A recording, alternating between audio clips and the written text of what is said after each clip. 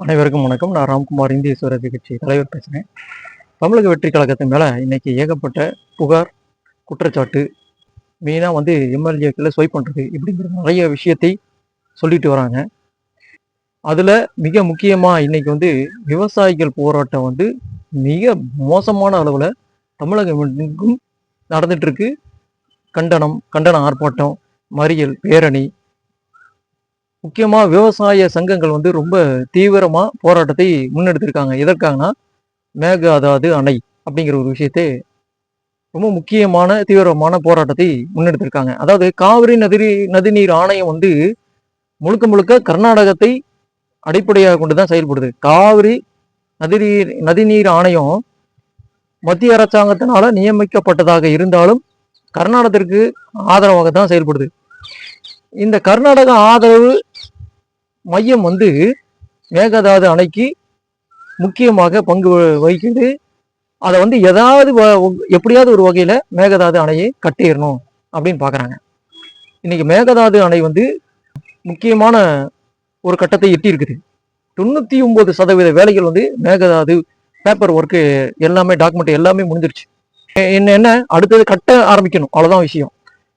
இதுக்கு தமிழ்நாடு முட்டுக்கட்டையாக இருக்கிறது. இதுதான் அவங்களுக்கு மிகப்பெரிய தலைவலி. இப்ப மேகதாது அணை கட்டிட்டாங்கன்னு வச்சுங்களேன், அதுல இருந்து என்னென்ன பிரச்சனை வரும்னு சொல்றேன் கேட்டுங்க.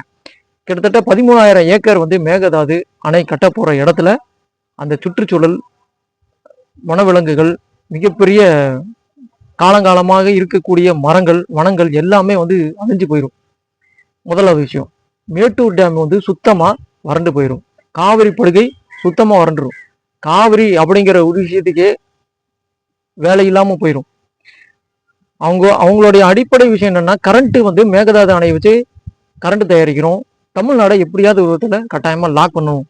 இதுதான் அவங்களுடைய மிக முக்கியமான விஷயம். அதாவது காவிரி நதிநீர் மேலை ஆணையம் இது எல்லாத்துக்கும் முற்றுப்புள்ளி வைக்கிறதுக்கு இந்த மேகதாது அணை ஒரு மிகப்பெரிய அவங்களுக்கு ஒரு பெஸ்ட் சொல்யூஷனா அவன் பாக்குறான்.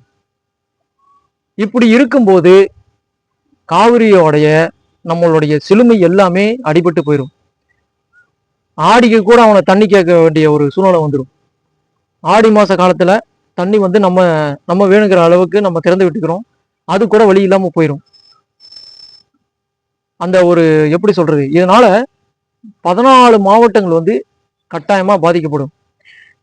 அந்த 14 மாவட்டத்திற்கும் தண்ணி இல்லாம வறண்டு வீணா போய் தமிழ்நாட்டோடைய பயிர் வளங்கள், பயிர் காலங்கள் அப்படிங்கிற 3 போக நெல் சாகுபடி அப்படிங்கிற விஷயமே இல்லாம போயிடும். விவசாயம் முற்றிலும் அழிக்கப்படும். ஏற்கனவே தமிழ்நாட்டிற்கு அவன் அரிசி சப்ளை பண்ணிட்டு இருக்கான். நம்ம கிட்ட இருந்து தான் முழுக்க முழுக்க விவசாயம், நெல் சாகுபடியை கத்துக்கிட்டான். நம்ம கிட்ட இருந்து தான் பொன்னி ரைஸ் எப்படி வைக்கிறது அப்படிங்கிறத ஃபுல்லா தெரிஞ்சுக்கிட்டான். பயிர் சாகுபடி என்னங்கிறது கூட அவனுக்கு, விளைச்சல், அதோடைய நெல்லோடைய பயிரிடுற முறை இது இல்லை, எதுவுமே அவனுக்கு தெரியாது. நம்ம கிட்ட இருந்து தான் IR20, IR60, பொன்னி சாகுபடி, இது இந்த மாதிரி நிறைய பயிர் விளைச்சல் நம்ம கிட்ட இருந்தா தொழிலை கத்துக்கிட்டான். இப்ப என்ன பண்றான், மேகதாது அணை மூலமா காவிரியை லாக் பண்ணி முழுக்க முழுக்க விவசாயத்துக்கு அவனை எடுத்துக்க பாக்குறான். விவசாயம் முழுக்க முழுக்க தமிழ்நாட்டில் அழிக்கப்பட்டு அவனுடைய விவசாயத்தை நம்பி, அவனுடைய அரிசி நம்பி, அவனுடைய நெல்மணிகளை நம்பி இருக்க வேண்டிய சூழ்நிலையை உருவாக்குறான். இதுதான் உண்மை. அதாவது அவனுக்கு கரண்ட் மட்டும் தயாரிக்கல, விவசாயத்தை தமிழ்நாட்டில இருந்து அழிக்க பாக்குறான். இதுதான் தமிழ்நாட்டுடைய தலையாய பிரச்சனையா இருக்குது. அவனுடைய, அதாவது நம்ம வாழ்க்கைய அவன் நிர்ணயம் செய்யலாம். நம்ம வாழ்க்கையை எப்படி, நம்ம விவசாய தொழிலை இதனால மிகப்பெரிய அளவில் அடிபட்டு போகும்.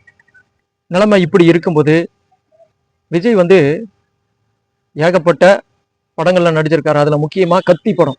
கத்தி படத்துல விவசாயிகளுக்கு ஆதரவா பயங்கரமா பக்காவா ஸ்டண்ட் பண்ணி, நல்ல எப்படி சொல்றது, ஒரு நல்ல சீனரியை உருவாக்கி எல்லோருடைய மூளையிலையும் மெஸ்மரிசம் பண்ணியிருக்காரு. இந்த மாதிரி விஷயத்துல சீக்வன்ஸை வச்சுதான் விஜய் ஜெயிச்சு இன்னைக்கு முதலமைச்சர் ஆயிருக்காரு. ஆனா அதை ஒரிஜினல் ஆக்கணும் அப்படிங்கிறத நான் இன்னைக்கு மெயினா வெளிப்படுத்துறேன். மேகதாது அணை விஷயத்துல விஜய் அவர்கள் ரொம்ப தீர்க்கமா செயல்படணும். தாவேக அரசு மேகதாது விஷயத்துல ஒரு தெளிவான முடிவுக்கு, நிலையை, அவங்களுடைய செயல்பாடுகளை, இது எல்லாத்தையும் ஒரு வெள்ளை அறிக்கையா கொடுக்கணும். சுப்ரீம் கோர்ட்ல இவங்க என்ன செஞ்சிருக்காங்க, என்ன சட்ட நடவடிக்கை என்ன பண்ணியிருக்காங்க, சட்ட நடவடிக்கை எந்த நிலையில் இருக்கு, இதுக்கப்புறம் என்ன பண்ண போறாங்க, இதுக்கப்புறம் என்ன செய்ய போறாங்க அப்படிங்கிறத தமிழ்நாடு அரசு மேகதாது அணை விஷயத்துல கட்டாயமா தீர்மானமான ஒரு நடவடிக்கை முன்னெடுக்கணும். அதை வெளிப்படுத்தணும். அதை ஒரு வெள்ளை அறிக்கையா கொடுக்கணும். மேகதாது விஷயத்துல நம்ம கேர்லெஸ்னஸா இருந்துட்டு அவன் நாளைக்கு அணை கட்டிட்டானா பெரிய பிரச்சனைய வாழ்க்கை பூரா நம்ம சந்திச்சே தீர்வோம். அது எப்படி சொல்றது, மிகப்பெரிய கலவரத்திற்கு வித்திடும். தமிழர்களோட நிலை பாதிக்கப்பட்டுன்னா ரொம்ப கீழான ஒரு நிலைக்கு போயிடும். ஏன்னா முழுக்க முழுக்க தஞ்சாவூர், திருச்சி, கல்லணை, இந்த காவிரி படுகை எல்லாமே முழுக்க முழுக்க காவிரி நம்பிதான் இருக்கு. அப்படி இருக்கும்போது இந்த மேகதாது அணை எந்த விதத்திலையும் கட்டக்கூடாது. இந்த அளவுக்கு கொண்டு வந்ததே தமிழகத்தோடைய மிகப்பெரிய தோல்வின்னு சொல்லுவேன். அவன் இவ்வளவு ஒரு பேப்பர் ஒர்க்கு, அந்த ப்ராஜெக்ட் இம்ப்ளிமெண்டேஷன் பண்ணது, பிளானிங் பண்ணது, அதை சென்ட்ரல் கவர்மெண்ட் கிட்ட போய் இன்னைக்கு பர்மிஷன் அப்படிங்கிற ஒரு லெவலுக்கு நின்னுது. இதெல்லாம் தமிழகம் விட்டுருக்க கூடாது. இதுவே ஒரு பெரிய தோல்வி. இன்னைக்கு பாருங்க, அணை கட்ட போறான். இந்த அணை கட்டும் போது, இந்த அணை கட்டதுக்கு அப்புறம் நம்ம முழுசா தோல்வி அடைஞ்சிட்டோம் அப்படிங்கிறது தான் அர்த்தம். இதை இப்படியே விட்டுறக்கூடாது. உடனடியா சுதாரிச்சு சிஎம் விஜய் அவர்கள் இதுக்கு சரியான நடவடிக்கை எடுத்து இந்த மேகதாது அணை விஷயத்த முழுக்க முழுக்க தடுக்க பார்க்கணும். எந்த விதத்திலையும் தமிழகத்தோட அனுமதி இல்லாமல் மேகதாது அணை கட்டவே கூடாது, கட்டவும் கூடாது. மேகதாது அணையே முழுக்க முழுக்க தமிழக அரசு தடுக்க வேண்டும். இது போன 2 ஆட்சியாளர்கள் அழகா இது வரைக்கும் பிரச்சனை இல்லாம கொண்டாண்டாங்க. இதுக்கப்புறம் பிரச்சனை இல்லாம போகணும் அப்படிங்கிறதுக்காக தான் நான் இந்த வீடியோவை மெயினா போடுறேன். பார்த்துக்குங்க. சிஎம் விஜய் அவர்களே, உங்களுடைய அரசியல் தலையெழுத்து மேகதாதுவில் தான் உள்ளது. தமிழக விவசாயிகளுடைய போராட்டங்கள், ஆர்ப்பாட்டங்கள் இதெல்லாம் அவங்க செய்யக்கூடாது, நீங்க செய்யணும். டெல்லியில போய் உட்கார்ந்து எல்லா பிரச்சனையும் கட்டாயமா தீர்க்க பாருங்க. அதை தான் சொல்ல முடியும். கடைசியாக நான் என்ன சொல்லிக்கிறேன்னா, மேகதாது அணை விஷயத்தில் அனைத்து கட்சி கூட்டங்களை கூட்டி, அனைத்து விவசாய தரப்பு மக்களையும் கூட்டி கலந்து பேச வேண்டும். இது முதல் விஷயம். 2வது விஷயம், மேகதாது அணை கர்நாடக அரசு எந்த விதத்திலையும் கட்டக்கூடாது. இது 2வது விஷயம். 3வது விஷயம், காவிரி நதிநீர் மேலாண்மை ஆணையத்தை தமிழ்நாட்டில் அலுவலகமாக திறக்க பார்க்க வேண்டும். நம்ம அடிக்கடி நாமளே போய் பெங்களூர்ல போய் பார்க்குறோம். இது ரொம்ப தப்பு. இந்த காவிரி நதிநீர் மேலாண்மை ஆணையத்தை தமிழ்நாட்டில் தலைமைச் செயலகத்துல போட பாருங்க, இல்ல எங்கேயோ சென்னையில போட பாருங்க. இந்த 3 விஷயத்தை கட்டாயமா முன்னெடுக்கணும். கவனமா கடைசியா ஒண்ணு சொல்லிக்கிறேன், மேகதாது அணை எந்த விதத்திலும் கட்டக்கூடாது அப்படிங்கிறத நான் தெளிவா சொல்லிக்கிறேன், வலியுறுத்தல் செய்கிறேன். மீண்டும் சந்திப்போம். நன்றி, வணக்கம்.